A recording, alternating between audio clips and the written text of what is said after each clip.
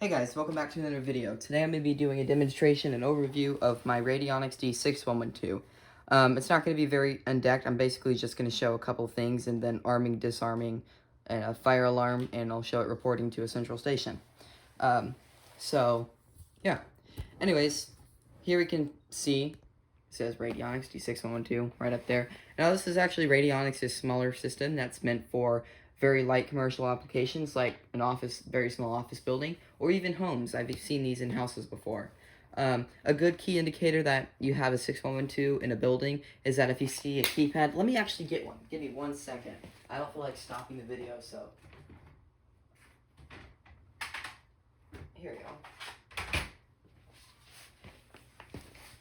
If you see one of these keypads in a building, the LED keypad, that usually means it's a 6112, like this style. This is actually a 720. This will not work with the 6112. This is for 7000, 9000 series panels. So we'll set that aside. But anyways, another thing that you may have noticed is that right here, instead of saying zone 1 through 8, it says A through H.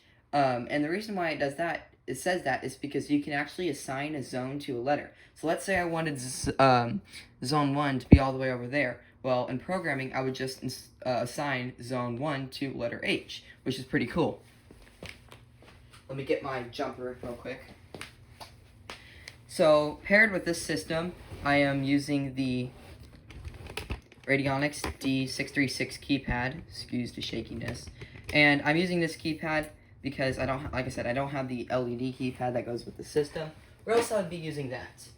This is Radionics' alphanumeric keypad, and I believe this came out on a later date than the actual panel itself. And the reason why I say that is because you actually have to program the zone text directly into the keypad itself. You can't just, it doesn't pull it from the panel. So, like, let's say I wanted zone 5 to be named backdoor. You would have to call the alarm company to come out, get their 5200, plug it directly into the keypad, and they would have to come out and program it, which is quite interesting. So yeah. Anyways, let's go ahead and start arming the system. To arm a Radionics D6112, just like any other Radionics system, you do Command 1. And the armed LED is blinking to indicate we are in exit delay. Whenever it's solid, it is fully armed. There we go. The system is now fully armed, and I'll take you off the tripod, and we'll go look at Protostar alarm monitoring. You can see the opening report I sent earlier. Give it a second. There we go. Now we got our closing report. Put you back on the tripod here. So now let's go ahead and violate a zone. I have zone something, I don't know, my phone's 4 or something, set to an instant because I don't really want to deal with the delays that I have set on this panel right now. So we'll go ahead and activate zone something.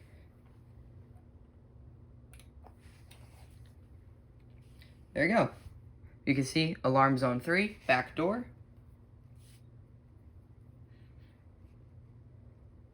And that is, I have that programmed as an instant alarm, like I said. And an interesting thing about these panels is that it actually doesn't, the keypad doesn't beep whenever it's an alarm. There is an option called Preworn that beeps during entry delay. But after the entry delay is over, the keypad just is quiet, and it just sends the report to the central station, which I find is very interesting. Now, if we go over here and look at Protostar, even though the keypad is not beeping, we can see we have an alarm on point 3, and we have the restoral on point 3 as well, which is pretty cool. Alright, so let's go ahead and disarm the system. There we go. And we'll reset. Command 47, reset. Ready to arm. Now, the next thing I'm going to demonstrate is the fire alarm. So let's go ahead and do that. Can't remember what zone it is. I think it's this one.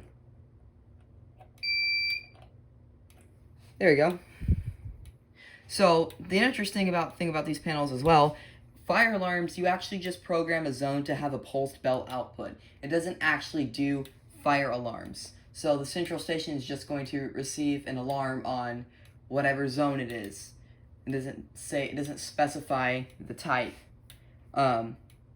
which is kind of weird. I don't know why they did that, but you can see keypad says Hall Fire Pool. Let's go ahead and silence that. You can hear the bell relay clicking. 1, 2, 3, 4. We'll do command 47 to reset. There we go. Anyways, I really do appreciate you watching this short, crappy video. And just let me know, like I said this in the last video, but let me know if you want a better demonstration of this panel. This is literally, like I said, take 30. I think I said that in this video. I don't know what take that was, but this is like take 30 of this video, and I really just lost motivation like halfway through of making a video of this. So if you do want a better video eventually, just let me know in the comments. But anyways, yeah, I do appreciate you watching, and yeah, see you in the next one.